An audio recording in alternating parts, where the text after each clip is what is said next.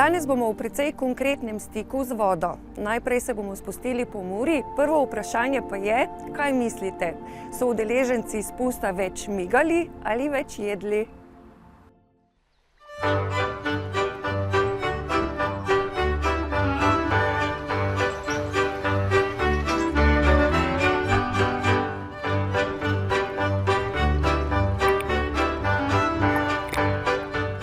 Kot vidite, nas je tokratni Adrenalin Kick popeljal v skrajni severovzhodni konec Slovenije na Muro. Veslati že znamo, sedaj pa nas čaka še obisk otoka Ljubezni.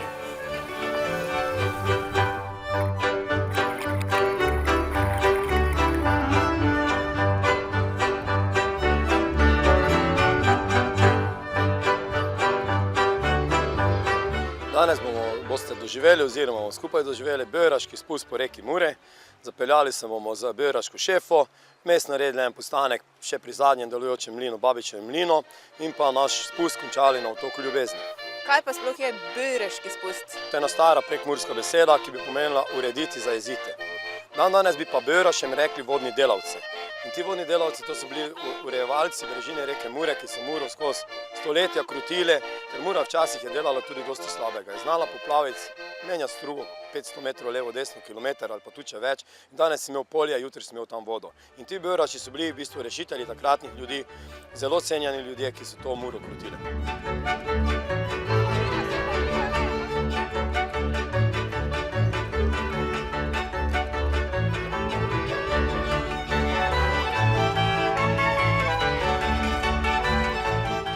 Prvi postanek po hudem spustu na Muri, kako je bilo?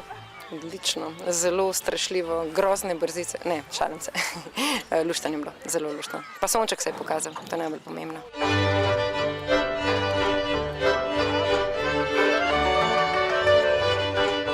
Malo smo jedli, malo smo pili, malo smo se spočili, malo smo videli že mlin, moko smo dobili in tako. Vedno, ko začneš delati, moraš nekaj malega vsaj pojesti. To so imele bučno olje ali pa tikvin olje, kak mi pravimo po domače, domači kruh, domači vrtanek, pa malo sira. In pa seveda domačo slivovico, toliko smo se podprli. Tunka, zaska, pečen kruhek, kaj smo imeli pa že prej? Ja, bučno olje, neverjetno. Neverjetno bučno olje imajo tukaj. Pa kruh, doma spečen kruh. Slivovke ne bi preveč hvalila, ker ni, mislim, vse lepo, no, vem, da je del tradicije, ampak ni, no, okej, ni tako damska.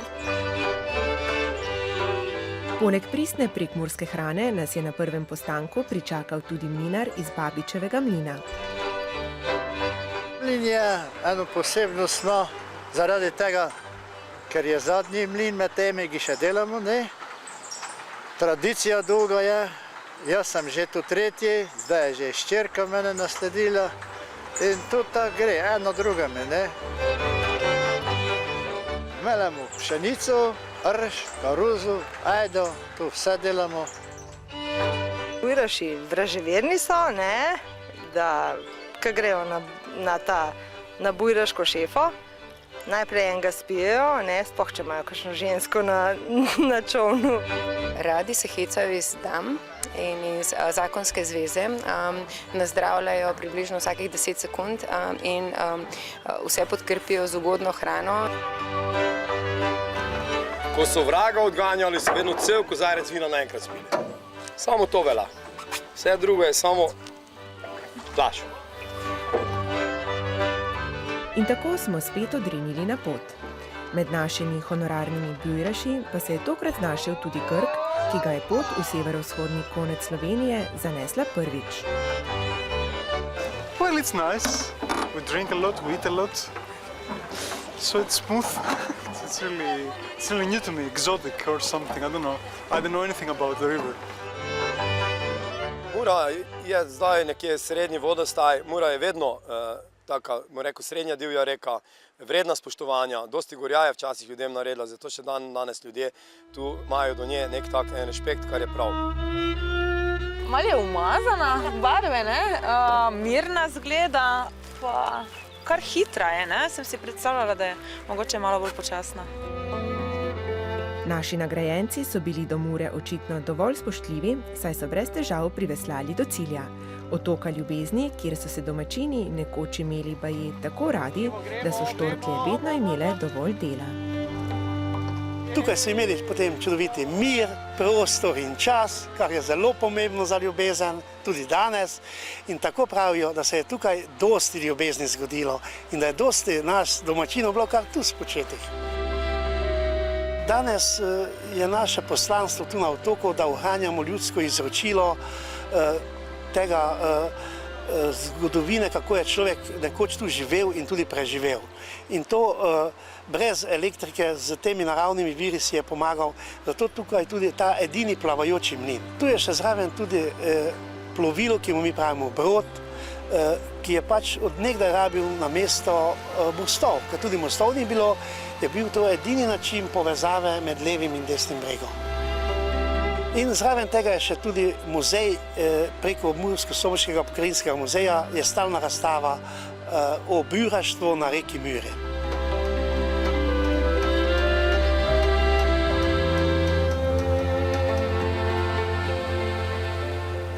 Našo pustolovščino na Muri smo zaključili na najbolj romantičnem kraju v Prekmurju, na otoku Ljubezni. Že prihodnji mesec pa nas čaka popolnoma drugačna avantura. Odpravili se bomo namreč na čisto pravo dirko okoli Velenjskega jezera.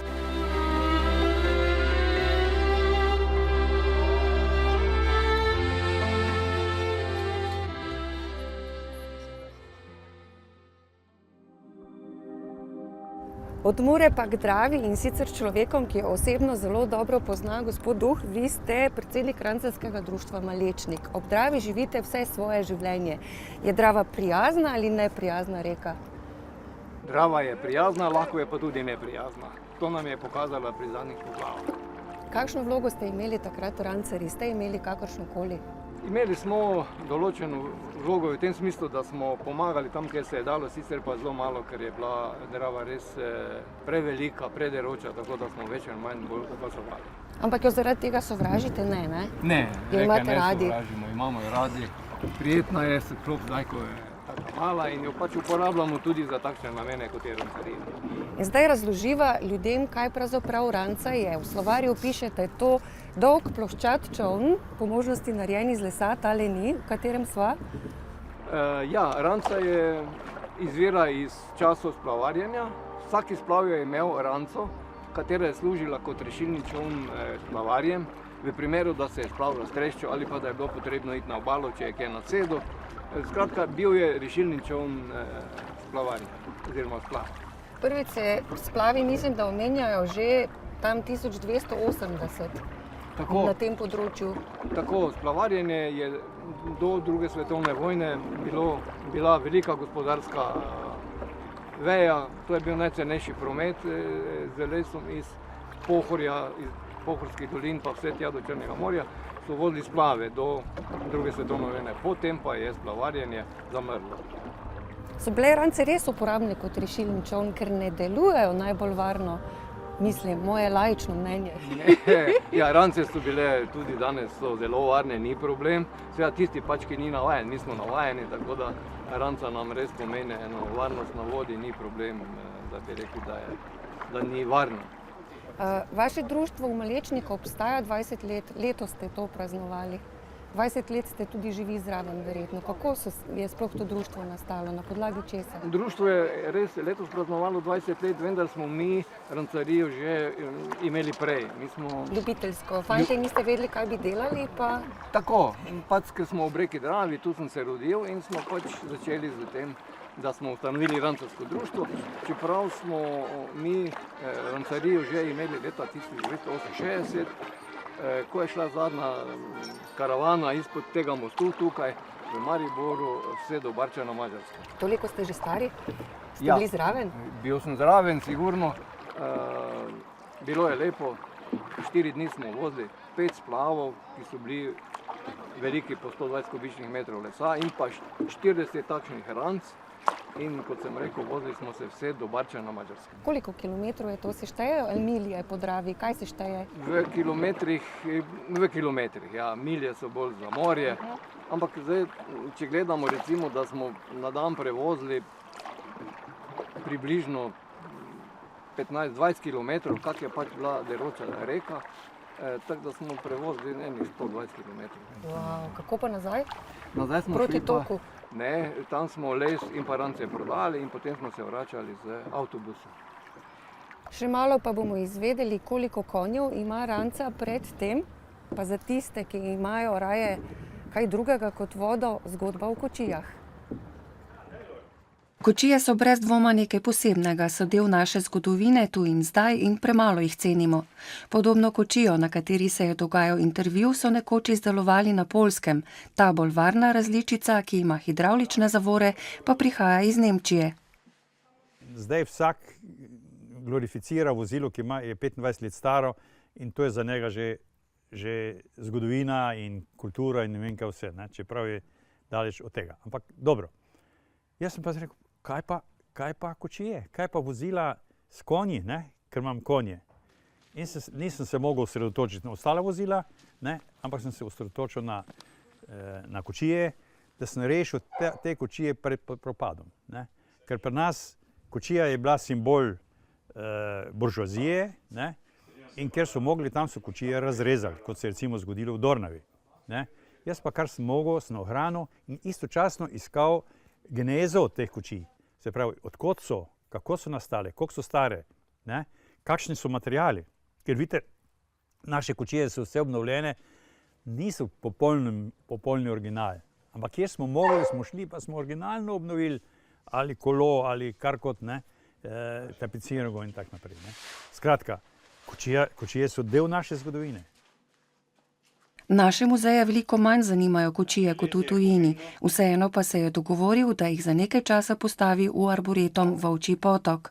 Poleg kočij pa ima naš sogovornik tudi smisel za humor in pa možnost, da lahko živi v Piranu, Ljubljani in Bratislavcih. Imam srečo, da živim samo na 3 krajih, nimam pa 3 žena. Ne? To je res... Zdaj ne vem, bi jaz na intervju povabila še ženo, ker vseeno zgodba potrebuje obe strani. Boste videli, je zelo gostobesedna. Ne? Jaz sem, hvala Bogu, že malo gluh in tako, da ne slišim vsega.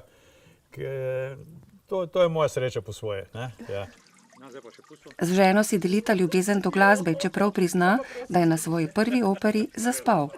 Aktivnost pa je tisto, kar priporoča vsem, ki bi radi dočakali prijazno starost.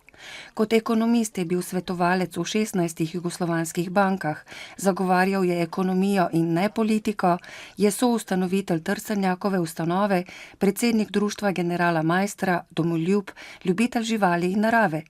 Pomembno vlogo v njegovem življenju pa je imelo prijateljstvo s Trstenjakom.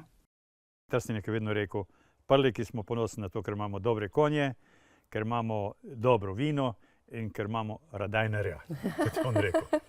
Posebno rad se je pelil z mojo ženo, ne vem zakaj, ne, če je bila ona... Ja, si lahko mislimo, ne? To mi je bilo sumljivo.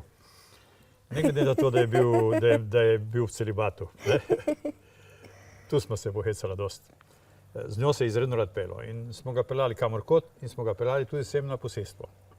Mislili smo, da ga bomo zelo razveselili, ko smo zaprili konje in da se bo s konji peli. Se pa konj bal, ko vrak križa. Zanimivo, po eni strani ponos naroda, po drugi strani pa se jih je In bal. Je povedal, zakaj? do živali sploh je imel tak spoštljiv odnos, sicer ampak se jih je bal. Enkrat vem, da so ga povabili na razstavo krav v Ljutomeru. In tam je seveda sedel v prvi vrsti, jaz poleg njega, pa me prejel za roko, pa je rekel, Milan, zdaj pa ne vem, a bolj trpi ta krava ali jaz. Aktiven je tudi v slovenskem redu vitezov vina, kjer negujejo kulturo uživanja te slovenske dobrote. Bil pa je tudi med pobudniki zakona o prepovedi kajenja. Ko si enkrat noter v neki strasti, ne, neki navadi, se težko odvadiš. Hvala za pogovor, ker zdaj bi samo še o kadilcih naprej govorili, tega pa jaz nočem slišati. Tega ste se pa bali. Ja, se vas vidim. Se bi pa jaz začel vas spraševati. Ja. Gospa, povejte mi, koliko let še mislite živeti? Jaz 75. Skadila bom 2 škatli na dan. No, če bi bili na mojem mestu, bi bili že na pokopališču. Brez strahu pogovor se ni spremenil v prepir, saj so se čisto prijateljsko popeljala še s kočijo. Ne sicer v svetlo prihodnost, bilo pa je vseeno zelo poučno. In mimogrede je še poudaril, da nas lahko rešita samo še zaupanje in poštenost, lastnosti, ki ju trenutno precej pogrešamo. Te lastnosti bomo verjetno še kar nekaj časa pogrešali, med posadko rance pa je zagotovo zelo pomembno zaupanje. Ali se motim? Prej sva rekla, koliko konjev ima ranca? Ranca ima največ do 7 konjev, se pravi, če imamo 3 sedeže na vsakem po 2, pa voznik, se pravi, to je 7. Seveda so bile pa tudi večje rance, tudi 8-metrske, v kateri je bilo tudi po 10 konjev. Koliko je najbolj normalno velika ranca? Če to sploh obstaja? Glejte, zelo težko. Vse te rance, katere imamo mi tukaj v Malečniku, naše društvo, smo z bratom sama napravila. In sta edina, ki jih delata v Sloveniji, ali je še kdo? Verjetno še kdo, ki je, ne vem, ampak to nisem raziskoval. Naj se javi, ne? Mi dva, ko smo ob Dravi, jih pač napravimo, ko je potreba, če nam ker lesene dotrajajo, les ni toliko kvaliteten in pa vsako leto 1, 2, 3 ali 5, koliko je potrebno, napravimo nove. In so različne dimenzije. Najkrajša smo delali 3 metre, najdaljša pa tudi 8 metrov. Kako so kaj vloge razdeljene? Vaš brat je trenutno v glavni vlogi. Ja, zdaj trenutno je on šofer, mi smo zdaj vozniki, mislim, potniki. Mi pa smo bolj turista, nič kaj ne veslate, vidim. Je treba malo. Ja, ko bomo prišli malo v tok, pomagali zaveslati, to je tudi bilo že potniki, ko imamo, vedno damo v ranco 5 vesel, se pravi 4 za potnike pa voznik, tudi kot rezerva, ker se to zlomi in tako dalje, tako da tudi potniki lahko med vožnjo, ko se peljemo, poveslajo. Zdaj bomo pogledali še malo pod vodo, o svojih izkušnjah pod vodo boste povedali kasneje.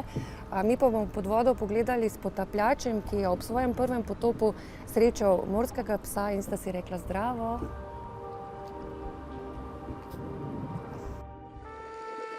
Obstaja več vrst potapljanja. O potapljanju na dah smo v naši oddaji že govorili, o potapljanju z avtonomnim dihalnim aparatom oziroma jeklenko pa več v naslednjih minutah. Jernej Serk, inštruktor potapljanja, se s tem športom ukvarja že od otroštva. Daje mu občutek svobode pod vodo in lebdenja. Prvi potop, ki sem ga naredil, je bil pač v sklopu tečaja in sem imel to srečo na Kanarskih otokih, sem to opravil, da sem že dejansko na prvem potopu videl morskega psa in od takrat naprej sem bil potem tudi inficiran z tem potapljanjem na jeklenko. Še preden pa dobimo dovoljenje za potop, je treba opraviti začetni tečaj, kjer se poučimo tudi o nevarnostih, ki prežijo na nas pod vodo. Tečaj je vedno sestavljen iz teoretičnega in praktičnega dela. V teoretičnem delu se malo pridobijo ta osnovna, bom rekel, fizikalna znanja, ker je tudi nekaj fizike zraven pri potapljanju. Spoznamo se z podvodnim svetom, spoznamo se z živalmi, spoznamo se za potapljaško opremo in potem dejansko se to znanje takoj uporabi v praksi in so prvo vaje v bazenu, da se ljudje lahko privadijo malo tudi na to dihanje pod vodo in pa potem potopi v odprti vodi, torej ali je to reka, ali je to jezero, ali je to morje. Da iz vas lahko naredijo potapljača, pa morate biti starejši od 13 let in v normalni psihofizični kondiciji. Marsikdo, ki ima mogoče prekomerno telesno težo, pride v potapljanje, ker je dejansko, ko si enkrat pod vodo, dokaj lahek šport. Do vode priti mogoče je malo težje. Kaj pa strah pred globino? Se razlikuje pred strahom pred višino? Jaz mislim, da no, ker imam sam strah pred višino, pred globino pa nimam. Tako da mislim, da tu je razlika. Se pa marsikdo, sem sam imel izkušnje, ki ima strah pred globino, pa se potem nekako spusti v potapljanje, se s potapljanjem da to tudi lepo rešiti. Smo imeli tudi primere, ko so ljudje prav s tem namenom prišli, da se spopadejo z tem strahom in so ga skozi potapljanje potem razbili. Zanimivo je, da število ljudi, ki se s tem športom ukvarjajo, tako v svetu kot pri nas narašča. Med njimi je vse več predstavnic nežnejšega spola. In če se že znamo potopiti, je dobro poznati primeren kraj, kajti videti pod vodo mulj ali blato pač ni nekaj, zaradi česar se izplača postati potapljač. Definitivno naša slovenska obala je zanimiva. Imamo zelo par lepih grebenov, zdaj ne me narobe razumeti, niso koralni grebeni, so pač naši slovenski grebeni. Imamo potopljene barke tudi, torej razbitine se dajo videti. Niso tako velike globine, najglobja točka slovenskega morja, ki so poimenovali Triglav, je nekje 40 metrov. Hkrati pa imamo v Sloveniji veliko jezer in rek, ki so tudi primerni za potope. Zadnje čase je vedno bolj priljubljeno tudi potapljanje v jamah, kjer pa opažajo več tujih potapljačev. Ko govorimo o potapljanju, ne smemo pozabiti, da gre za, po Jernejevih besedah, relativno varen šport. Velik del nesreč, ki se pripetijo, povzroči človeški dejavnik. Za varen potop je zato najpomembnejše dobro teoretično znanje in primerna oprema. Potapljač sigurno rabi potapljaško masko z pripadajočim snorklom, par potapljaških plavutk, potem neko termoizolacijo, v tem primeru pač mokra obleka. Sigurno rabimo jeklenko z zrakom in pa regulator, ki ga pritrdimo na jeklenko, da nam regulira ta zrak. In pa še zraven rabimo kompenzator plovnosti, da smo dejansko nevtralno plovni in da lahko letimo pod vodo. Če ste se nad potapljanjem navdušili, je priporočljivo vedeti, koliko vas bo stalo. Za opremo poprečne kakovosti brez jeklenke za zrak boste odšteli do 1200 evrov. K temu pa morate prišteti še osnovni potapljaški tečaj, katerega cene se po Sloveniji gibljejo med 170 in 250 evri. Življenje je drago, to ste verjetno že ugotovili. Koliko pa kaj stane ljubezen do ranc? Ja, ljubezen do ranč je pa tako, da, kot sem že omenil, da jih izdelujemo sama, to je brez plačila. Les nabavljamo preko nekih vez do teh kmetij, pa kmetov na Pohorju, kajti les je res težko dobiti, sploh pa dolžine 6 metrov in take širine, pa naj bi bil koliko toliko kvaliteten, brez nekih velikih grč in tako dalje. Tako da je tu kar potrebno nekaj, bi rekel, ljubezni do tega, da pač ti je do tega, da napraviš ranco in da za ranco tudi počenjaš nekaj, da se voziš po Dravi. Skratka, uživamo na reki Dravi. Veliko truda, veliko ljubezni, pa vendar se mi zdi, da rance turistično niso tako izkoriščene, kot bi lahko bile. To je res. Poglejte, jaz sem tudi kot splavar na Lentu, pomagam pri splavarjenju, tudi ko smo izdelovali splav in tako dalje. Če pa pogledate naš Maribor, pogledajte, kdo plove tam. Samo ta ladjica, ki pa je, pač pluje, koliko pluje. Mi smo pred leti v času Lenta pripravljali tudi razna tekmovanja z rancami, ampak ko smo naleteli na en kup birokratskih prošenj, zahtev in tako dalje, smo to opustili, ko smo rekli, da ne delamo to zaradi sebe, ampak gre za promocijo turizma in tako dalje. Kaj pa ženske med rancarji? Tudi so, to je, vam bom gore potem pokazal, imamo letošnjo tekmovanje, smo imeli 2 ekipi in smo tukaj štartali, kjer so rance, so se morali peljati tukaj notri. Tu je bilo račje gnezdo z 20 jajci, ker smo imeli 20. obletnico. Je mogla ekipa privesla do tja, pobrati jajčka v drugo košarico, ampak niso smeli jajčke zlomiti. Če so zlomili, je bilo 10 kazenskih točk. Potem so pa veslali tukaj krog tega zalivčka, tukaj gor.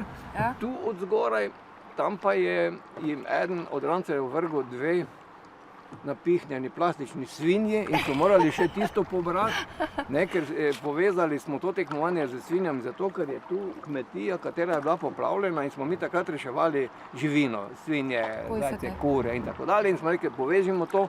No, ampak je ena ženska ekipa nas je šokirala, ženske so odveslale in ko so te svinje tu plavale, ena je tam, ena tu, zdaj pa niso hoteli do njih veslati, so pa kar poskakali not, pa so plavali do njih, pa je prinesli not.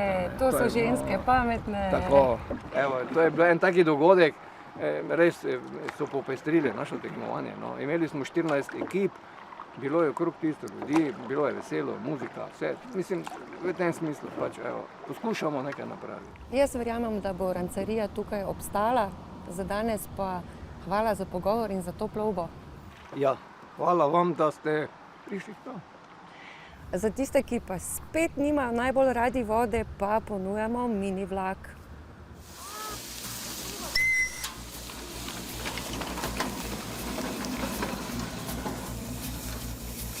Para mini lokomotive nam je pokazala pot do društva. Znak, ki ga v prihodnje iščite, da vas bo pripeljal do njih, pa je krilato kolo. Svoječasno so ljudje zaposleni na železnici imeli ta znak kot znako železničarjev in je bil na kapi ali pa na gumbih njihovih oblačil. Nazaj v sedanjost in povedano zelo preprosto, v mini parno lokomotivo naložijo premog, nalijajo vodo, malo počakajo in se peljejo. Prvo je sestavil predsednik društva, ki mimogrede tudi dela na železnici. Doma me tako zafrkavajo, da so to igračke za odrasle ljudi, tako da je to več veselje s tem. Je nekaj resnice na tem, a ni? Je. Medtem pa Davor, ki je inženir strojništva, izdeluje novo lokomotivo. Ta lokomotiva, glede na to, kolika je, kakšne velikosti je, ima toliko moč, da lahko povleče dva odrasla človeka na vagonu, katerega vleče. Koliko naj tehtata ta dva človeka? Jaz mislim, da 80 ali pa 85 kg ne bi bilo nič. En. Tako da lahko rečemo, da sigurno do 180 kg bi potegnila. Parna lokomotiva, ki smo jo danes zagnali in že veselo piha oziroma spušča para, pa je malo večja od te, ne? Ste jo tudi vi naredili? Ne, to je gospod Janko je delal tisto lokomotivo, jaz pa trenutno izdelujem eno drugo. Lahko pokažem mogoče trenutno en načrt, ker je v fazi izdelave in je v delavnici. Sicer je tudi 1:8, to je posnetek prave lokomotive oziroma model po pravi lokomotivi, svoječasno JŽ-16. Predvideva, da bo v izdelavo vložil okrog 2000 ur dela. Če bi hotel kupiti že narejeno, pa bi potreboval približno 10 000 evrov. Vprašanje, kaj ga motivira, torej ni odveč. Mogoče ljubezen do totih parnih lokomotiv, pa nezmožnost, da bi se takšne parne lokomotive kjerkoli več uporabljale ali pa videle v realnosti. Tako da pač prisiljeni smo na izdelavo svojih in potem na uživanje v parni vleki v takšni razmeri, 1:8 ali 1:4, odvisno od možnosti. Za zdaj je za vožnjo na voljo 72 metrov proge, seveda pa ima društvo višje cilje. Imamo pa namen razširitev kompletne cele proge, tako da bi bilo v končni fazi med 550 do 600 metrov vseh tirov, to z postajnimi tiri, pa servisnimi tirici, pa vse skupaj. Potem bi radi imeli eno, kot neko postajo, imitacijo, več nismo še ničesar točno odločili, bolj korilnico kot rotunda, da se pač pa okrog za servis teh lokomotivic, kakšen vodni stolp, kretiški stolp, pa te stvari, da bi pa tudi s tem, da bi to bilo v končni fazi. To recimo trajalo, pa glede na finančne sredstva, pa na vložke, bi to trajalo tam nekaj med 5 do 8 let v končni fazi, bi to bilo urejeno. Parni lokomotivi se lahko pustite vleči vsako drugo nedeljo, njene sposobnosti pa so prepričljive. Moč je 3,6 konjske moči. To pomeni, koliko ljudi lahko vleče? 8 do 12 bi moralo biti, no samo potem moramo že... Koliko težkih? Ja, recimo tono 200 nekje potega bi mogli imeti nekje. Neverjetno moč za tako majhno lokomotivo. Ja, samo moramo potem pri tudi 200 moramo odbiti, če recimo kaj se samo teže lokomotive, pol recimo stroje vode, recimo v tem primeru mene ali pa kakega iz društva, teže vagonov, pa tu nekje recimo da 8 ljudi bi se moralo, recimo otroci sigurno jih 12, odrasli pa mogoče malo manj. Janko, kaj si najbolj želite?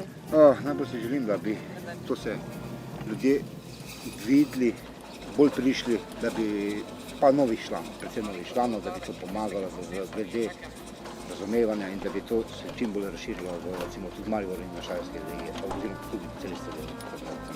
Tale parna lokomotiva, ki bova dala ime Friderika, recimo, najbolj Friderika, naj odimi že ves čas.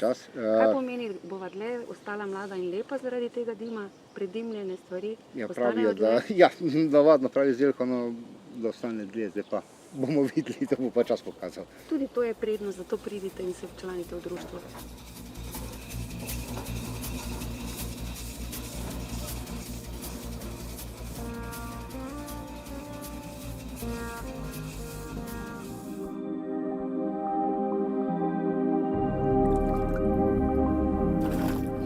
Čoln, vlak, kočija, če vas je kaj od tega zamikalo, pohitite. Čas namreč čisto zares hitro teče. še hitreje kot Drava.